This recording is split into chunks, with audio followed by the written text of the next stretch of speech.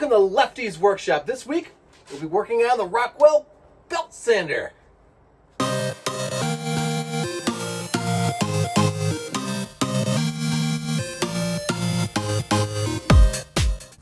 We're starting with the base, which I'm not going to put the most effort into because I might replace it. When you run the motor in this thing, it's just like an amplifier. It just makes everything louder and more annoying. So I might replace it with the older style base that's on the bandsaw. All right, now we're going to fix the parts where the machine ate itself. So belt sanders always do this. The belt slips off and it eats into parts. And kind of, in some ways, destroys them, but they're fixable. So I could weld this. I don't have a welder. I could braze it. This part would be hard to braze. This is made out of aluminum. And really the only way to fix that, and how we're going to fix all of this, is JB Weld.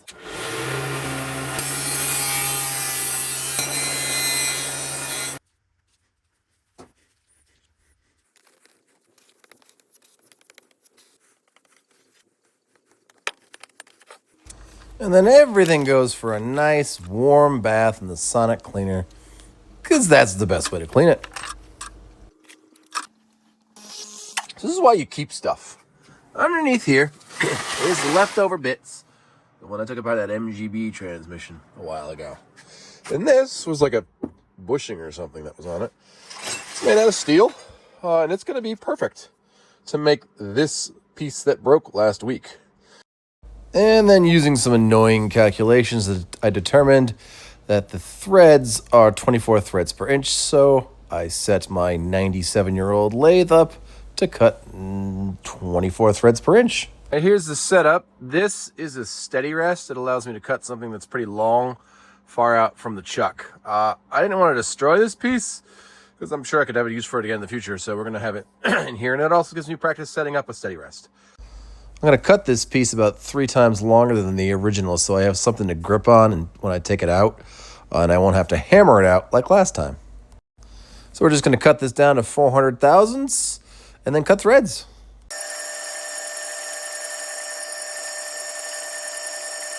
All right, so we're a few thousandths bigger than I'd like to be. The likelihood of me nailing that dimension on a 97-year-old lathe that's beat to snot is none. So we're going to use sandpaper. All right. Dead nuts, 400. Good stuff. Now, thread depth, we're going to use the Machinery's Handbook. Haven't used it in a while. So it's a good thing I teach math, because this is some complicated crap. D is the depth of cut, which is equal to P, which is the pitch, times the cosine of 30 degrees.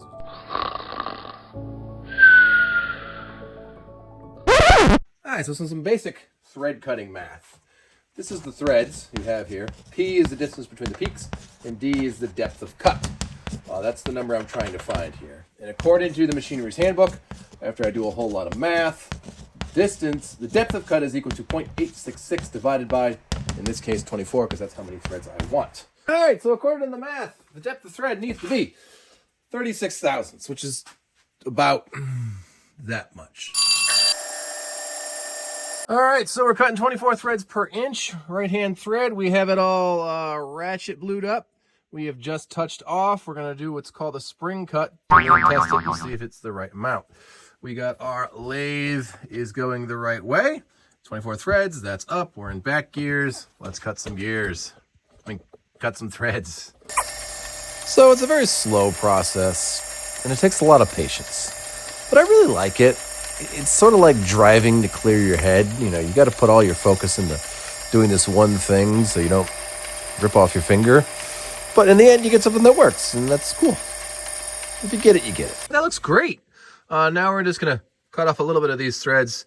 We'll have it about a 1/2 inch deep, and then we'll part it off, and fingers crossed it fits. All right, here's the piece. All finished up. We are going to cut a hex on the end here so a socket can fit it. Now let's see if it fits in the hole. Oh, look at that. It fits.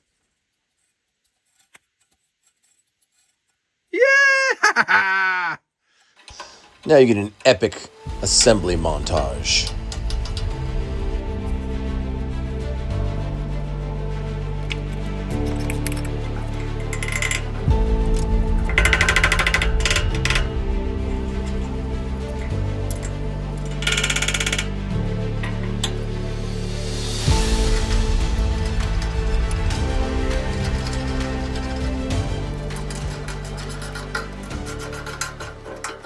So that lead hammer I was using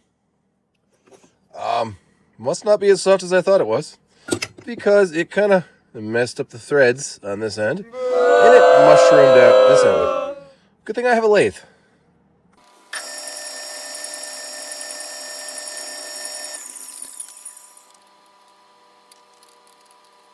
So how this all goes together, here's my new bearing.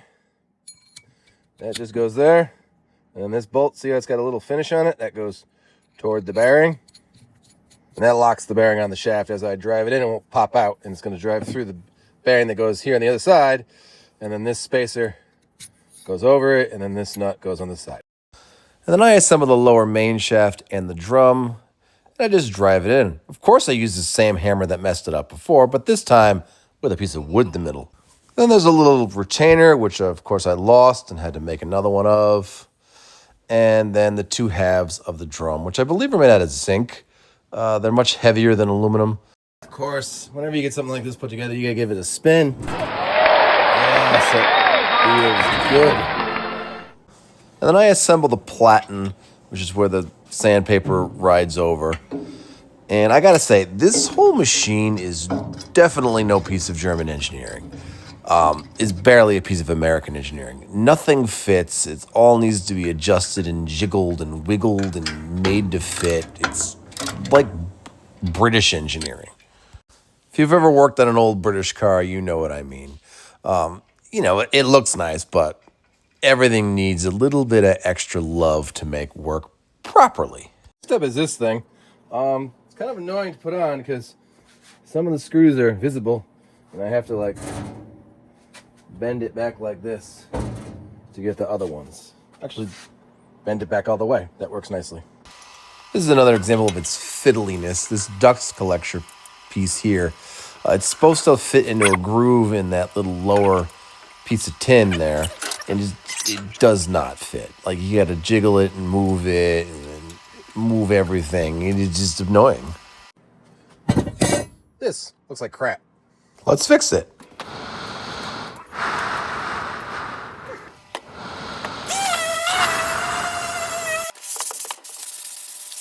This is interesting. Evidence of a repair. I was wondering what these white burn marks were. Something happened to this, chipped or cracked or something, and somebody brazed it. Better braze it than I am. I think I might have showed you this trick before, but I don't remember. If you want to get a nice, perfect edge with your masking tape, don't use a razor blade. Ball peen hammer for the win.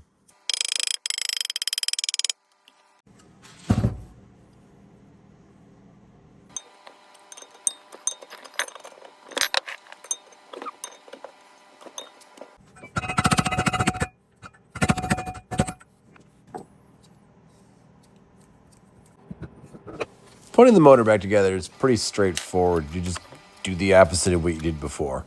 And with the new bearings, it appears to be running perfectly fine. And then comes the arduous task of putting the motor in, which is pretty heavy, and the hole you have to put it in is pretty small. So I definitely did not say any four-letter words. This is the last major piece of the puzzle. This is one of the bearings we got in the mail. Goes in that hole. And this thing here that we made earlier, I wasn't able to do the hex on it because it didn't work for various reasons that caused me stress. So that puts in there. Now, the main point of that is to mainly hold that bearing when I press in this shaft that way, is my understanding. All right, so this shaft is all cleaned up. It goes in that hole. Next is this little retainer thing, and then one of the drum things. Now, the problem I have is I needed one of those little retainer things, and I don't have it. So I gotta make one. I think I lost it. I've done a lot of math, and I found out that my bushing needs to be pretty much the same size as this one. Needs to be 333 thousandths long, but the idea of it, the inner diameter, is, look at that, 591 thousandths dead. Do you know what 591 thousandths is? That is exactly 15 millimeter. Where the hell am I going to get a 15 millimeter bushing in America? Not going to Lowe's. We're going to finish this thing tonight. I have here the old axle to my garbage can before the town dropped it and broke it and then left this thing behind. It's 3/4 of an inch. We're going to machine it and turn it into this 15 millimeter bushing. This is a pretty easy machining project. Just, cut it to diameter, drill it out, and then bore it to 15 millimeters. All right, here's a little bushing we just made. Let's see if it fits. And it does. And then I just put together the top roller drum assembly, which is pretty straightforward.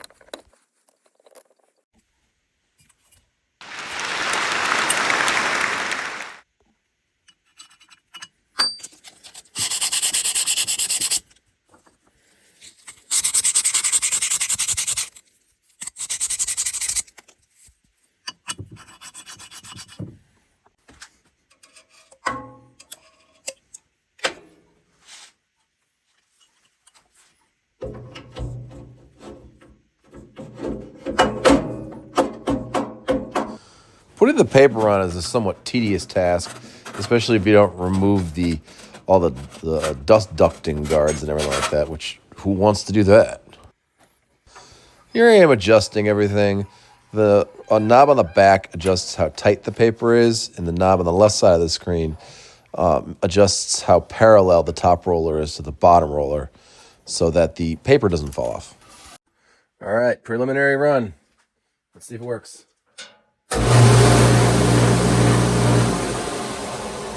Starting to come off, so we gotta adjust a little more. All right, new problem. It's dancing.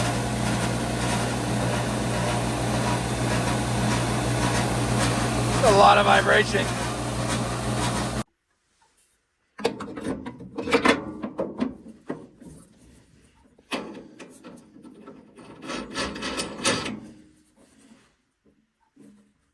All right, let's get this thing set up properly.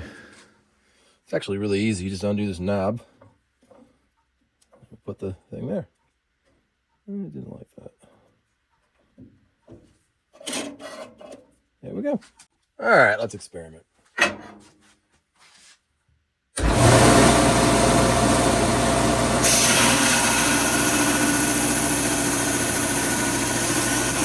I tell you this thing may be a pain in the ass to set up, but it has some balls. Look at all that metal it removed. Although the downfall is it is this. It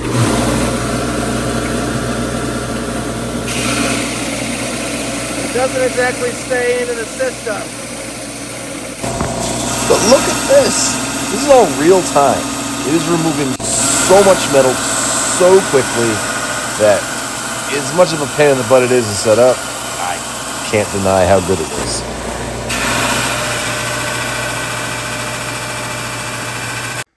Look at this. I made steel wool.